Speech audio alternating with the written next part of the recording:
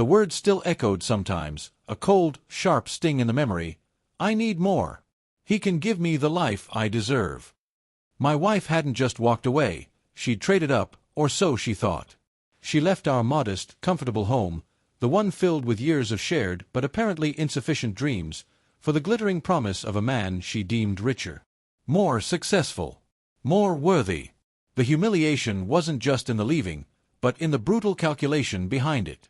She wanted a showcase life, and apparently, I wasn't part of the display. For months, I focused on the numbness, then the slow burn of rebuilding. Not for revenge, but for myself. The business deal I'd poured my soul into, the one she'd dismissed as a risky pipe dream during our last strained months, exploded beyond my wildest expectations.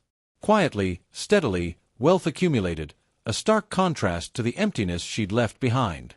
I didn't flaunt it. I lived simply, investing, planning. The sprawling modern masterpiece overlooking the water wasn't built for show.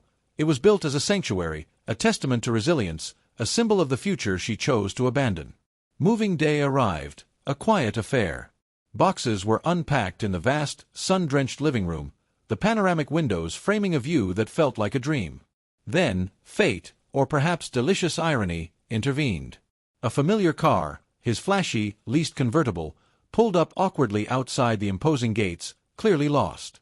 She stepped out first, her posture radiating the confidence of her new, supposedly superior life. He followed, puffing his chest, trying to project an ownership he clearly didn't feel onto the neighborhood.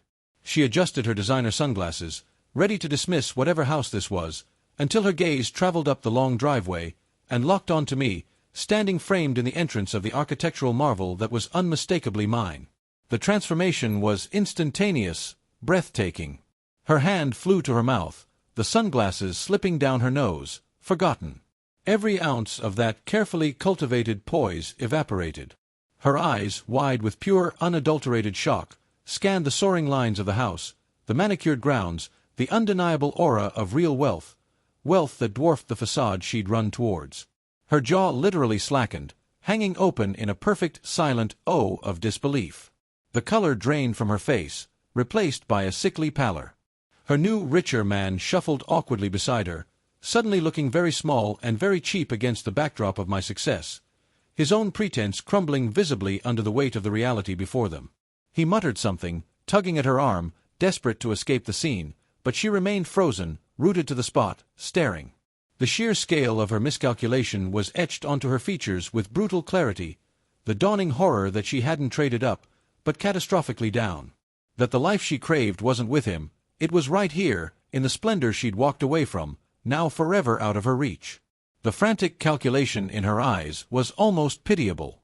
The confusion, the regret, the sheer, stomach-dropping realization that she had gambled everything, and lost spectacularly. She didn't say a word. She didn't need to. That face, frozen in a mask of priceless, utter devastation, said it all. I offered no smile, no wave, no acknowledgement of the cosmic joke. I simply held her gaze for one long, silent moment, letting the magnitude of the house, of my success, of her colossal error sink in. Then, with the same quiet finality with which she had left, I turned and walked back into my sanctuary, closing the heavy door softly on the priceless image of her shattered illusion. The life she thought she deserved was mine now, and her expression, in that single perfect moment of revelation, was worth more than any $2.5 million. It was the ultimate, silent vindication.